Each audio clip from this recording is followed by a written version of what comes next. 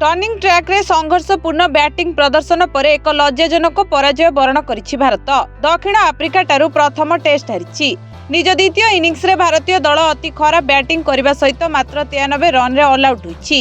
दक्षिण आफ्रिका प्रथम टेस्ट रे आयोजक भारत को 30 रन रे परास्त करिछि।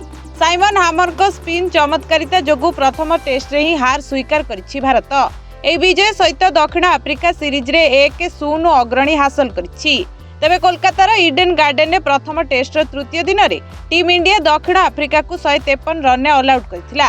प्रथम इनिंग्स रे 20 रन अग्रणी पर 124 रन टार्गेट पिछा करी अधिनायक सुमन गिल को बिना भारतीय दल कौनसी रन न करी ओपनर जसोसी जयसवाल को हराइथिला। जसोसी आउट रु भारत उठा चेष्टा करुवा बेले केएल राहुल मध्य आउट होते। 1 रन स्कोर रे 2 विकेट हराइबा परे विकेट झड़ दक्षिण आफ्रिका को मैच जिताइथिला।